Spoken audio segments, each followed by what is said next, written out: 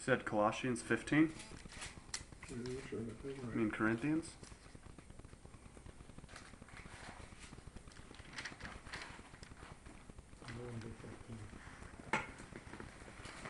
There's only, I think, there's only 4 chapters in there. Yeah. 115 you're referring to? 115, I think it is. Yeah. Let me double check that. Yes.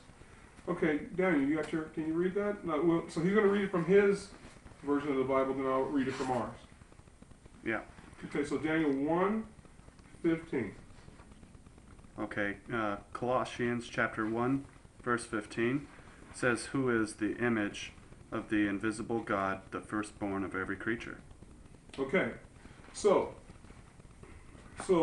Jesus is the firstborn. Now, in my Bible, it says this, which is the same difference. He is the image of the invisible God, the firstborn of all creation. Okay, so the firstborn of any creature, angels are creatures. He's the firstborn. So that makes him the only begotten Son. Before his existence, Jehovah was alone. When he created his Son, making him the only begotten Son, that's when Jesus, through time, power was given to him.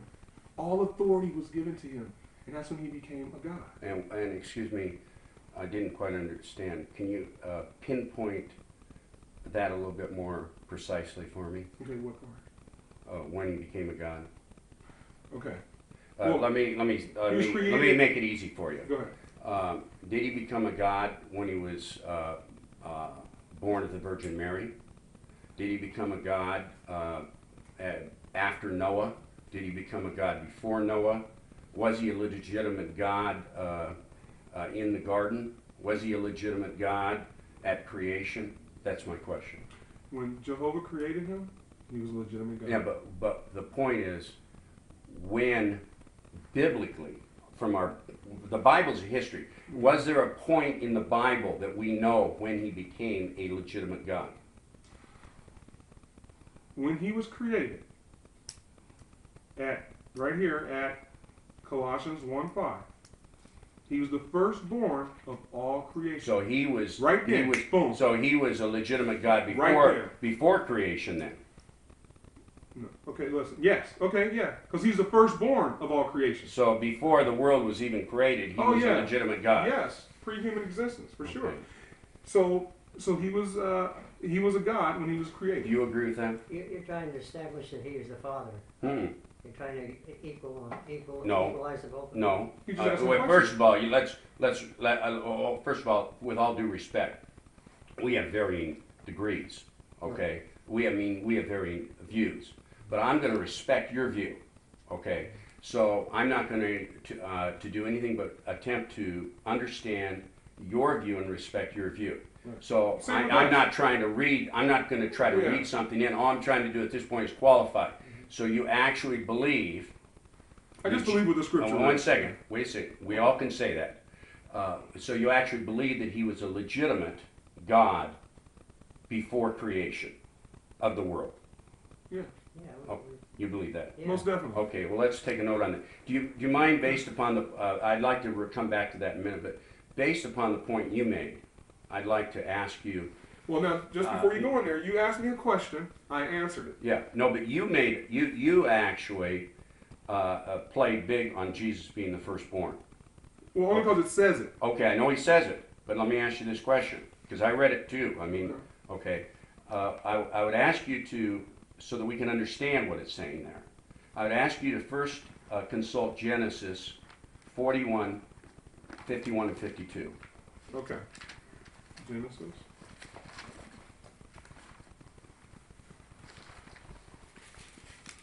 (41).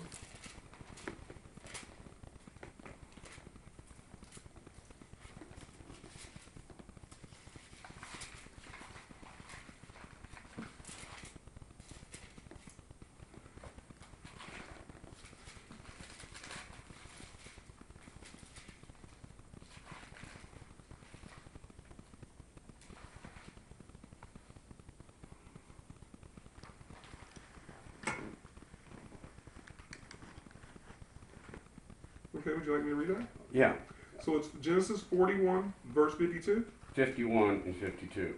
Okay. So Joseph called the name of the firstborn Manasseh. Is that pronounced correctly? I think it's Messiah. I'm going to go with you. Manasseh. It's Manasseh. Manasseh. Close to it. Because, to quote him, God has made me forget all my troubles and all the house of my father.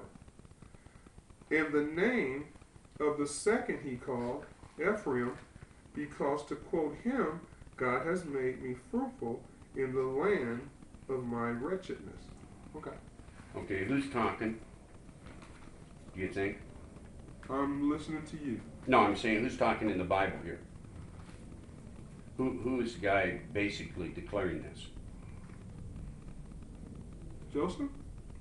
So, okay, Joseph so Joseph he's explaining his dream? So Joseph called the name of the firstborn Manasseh and the secondborn Ephraim.